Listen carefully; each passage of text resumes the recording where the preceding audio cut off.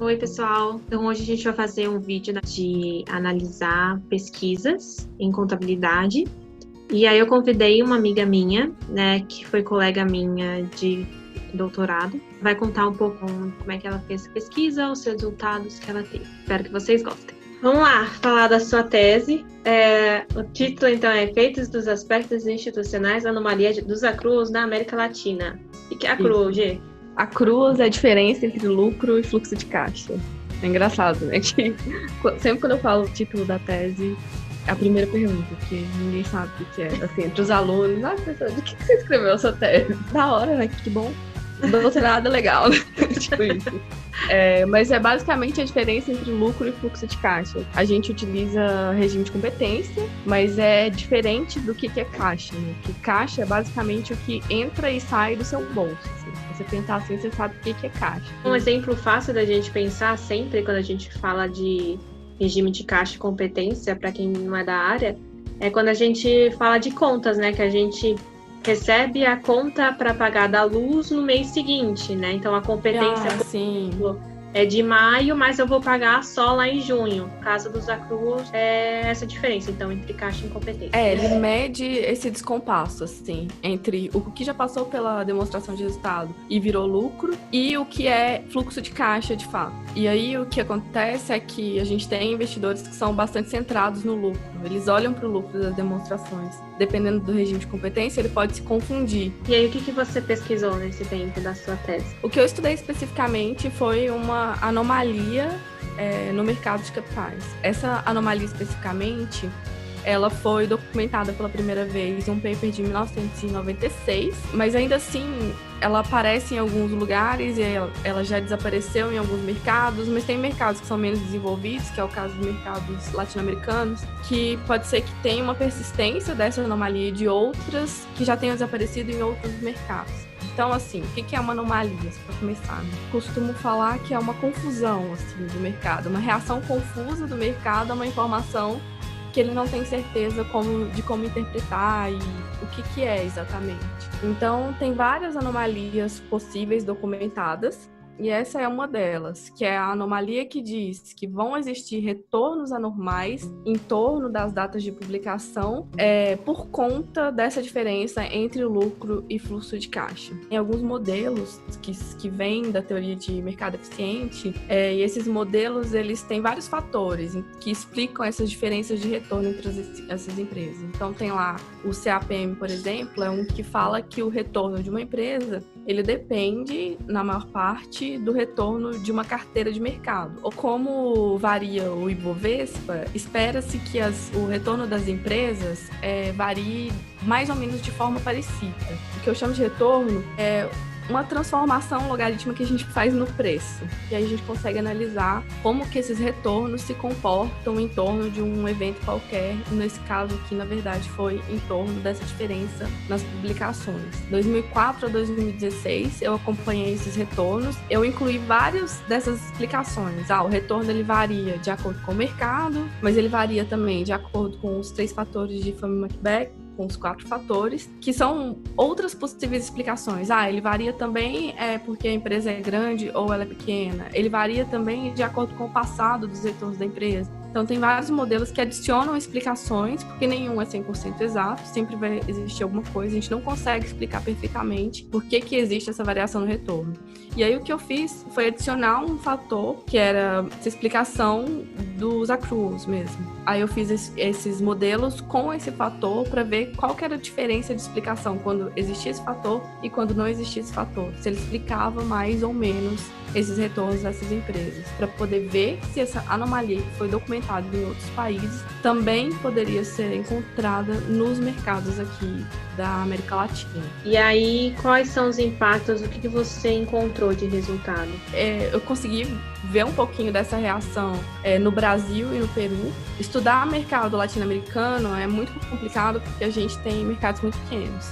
Então, os resultados, eles são muito confusos, eles não têm uma força estatística muito grande, etc. Então, é difícil eu falar assim, certeiramente eu encontrei alguns indícios de que existe anomalia desafios nesses dois mercados, mas a pesquisa tem uma série de limitações, muito porque o acesso aos dados é bastante difícil, na verdade, e porque esse mercado é pequeno, então é difícil de você ver, explicar e falar certeiramente que aquele movimento ocorre por conta de um fator ou outro. Acho que é importante de explicar para quem não conhece muito a área, não conhece de estatística mesmo, qual que é o impacto de você ter uma base de dados pequena e qual que é o impacto de você ter uma base de dados maior, né? Por exemplo, no caso dos Estados Unidos. É que, assim, respondendo bem simplificadamente, a estatística, ela é um resultado que, no fim das contas, é na média, assim. É uma estimativa, então, assim, né? Se a gente tivesse a população inteira, você conseguia medir tudo perfeito e maravilhosamente. Afinal de contas, você tem a população inteira. Quando você tem só uma amostra, que é uma parte dessa população, esse resultado fica mais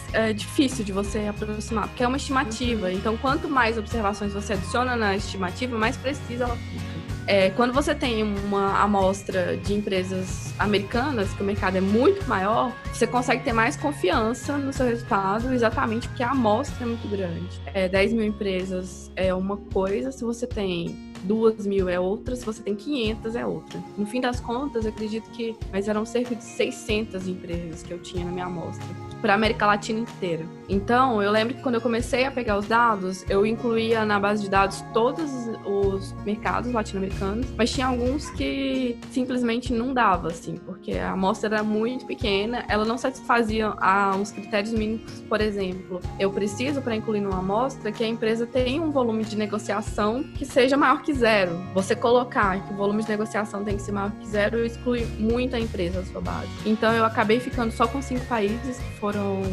Brasil, México, Argentina, Peru e Chile, e ainda assim com amostras bem pequenas. Assim, o país mais representativo era o Brasil. E aí você ainda tem outras exclusões, ou porque a empresa faliu durante esses anos. Tem um monte de critérios para excluir os dados da amostra. Então, você perde representatividade, assim. Durante a minha tese na pesquisa, você percebe que a América Latina são países de fato menos estudados, então não tem muita gente olhando para isso, enquanto Europa e Estados Unidos principalmente tem muita gente que presta atenção.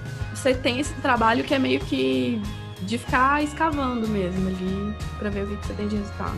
E aí, às vezes, você nem tem todas as informações que você precisa para sua pesquisa, e aí você tem que pegar isso na mão, né? Olhar empresa a empresa, ficar abrindo o site da empresa, vendo informação ali. Uma variável que é muito importante no trabalho, que eu acho que é muito importante na América Latina, é a variável de concentração de propriedade. Qual o percentual de detenção de ações que o maior dos investidores daquela empresa tem? Essa informação não é uma informação fácil de ser obtida. Essa foi a única informação que eu olhei uma a uma, de 2004 a 2018, para todas as empresas. Eu peguei num banco de dados, peguei no outro, cruzei as informações e comecei a conferir em outros lugares, no site da empresa, formulário de referência. Então, vi nas bolsas de todos os países para poder conseguir de forma mais precisa possível, porque essa era uma informação importante para o trabalho. Eu estava lendo num artigo esses dias, do Bowie Brown, acho que de 2014, que eles estavam comentando o trabalho que eles fizeram em 68.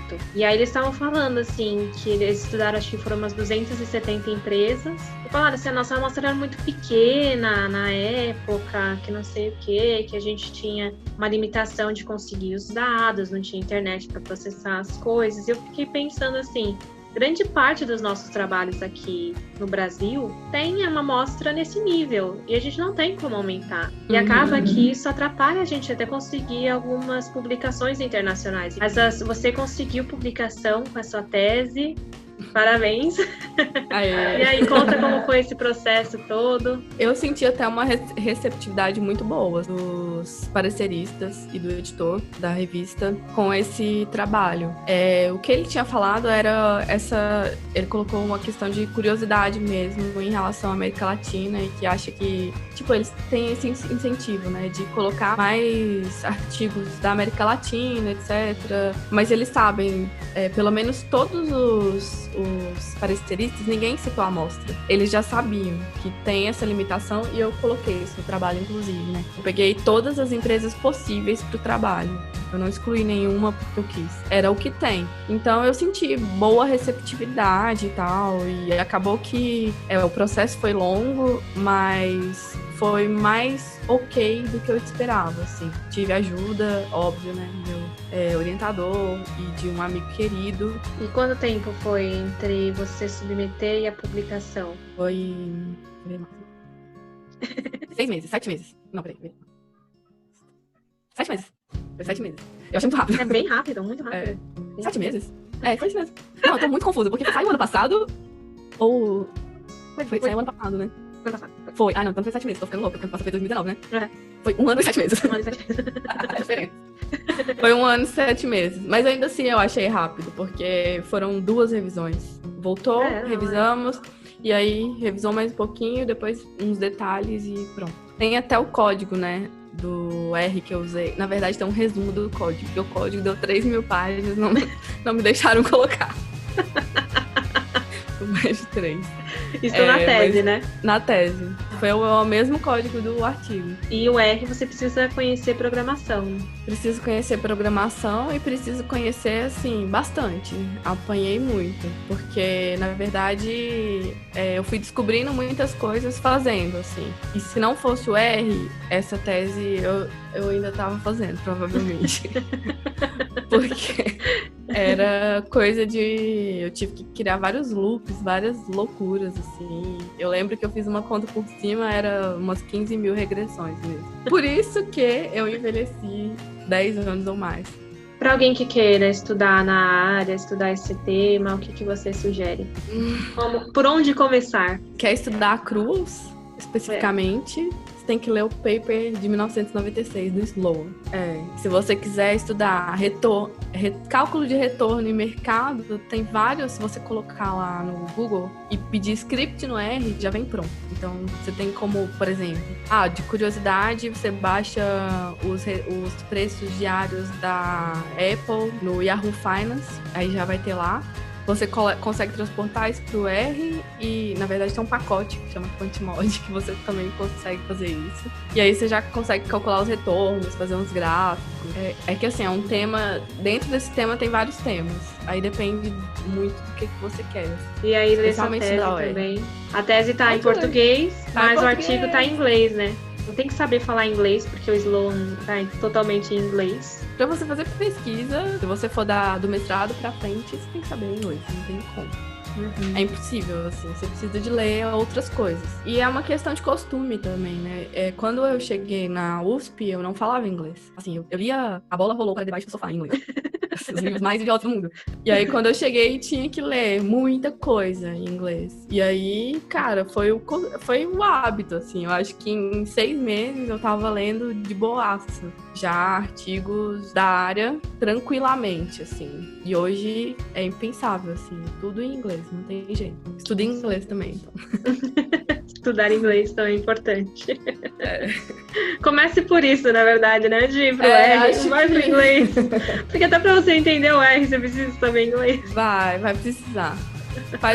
Pra variar, né? Faz o R e faz o inglês. Faz o R e faz o inglês. Porque o R, você consegue... Aqueles, né? 1 minutinho pra falar da palavra do R. O R, você pode fazer coisas diversas, inclusive recreativas, né? Pode usar o Twitter pelo R. Eu sempre dou esse exemplo, porque é muito bom usar o Twitter pelo R. Você se sente muito esperto. Então, na verdade, eu considero também que uma parte importante da gente investigar esse tipo de coisa que eu investiguei na tese é a gente mapear as reações dos investidores a determinadas situações. Então, por exemplo, na crise do coronavírus, muito provavelmente terá gente pesquisando. Eu vou pesquisar, né? Terá gente pesquisando sobre a reação dos investidores em torno dessas datas importantes do coronavírus. E especificamente quando a gente faz esse tipo de estudo em relação à informação contábil, é porque a gente parte da premissa que a informação contábil ela é importante para o investidor. Então, que o investidor ele olha para o lucro, ele olha para a informação que ele recebe. Não sei se vocês já observaram, mas sempre que sai publicação, sai no jornal, por exemplo. Porque ela é importante para alguém, né? Então, eu acho massa a gente ficar ali mapeando mesmo o que o investidor pensou, qual foi a reação dele em relação a determinadas informações. Espero que vocês tenham gostado desse vídeo. Essa foi a primeira parte da conversa com a Geis. E na segunda parte a gente vai conversar sobre como foi para ela fazer o doutorado direto. Espero que vocês gostem. Até mais!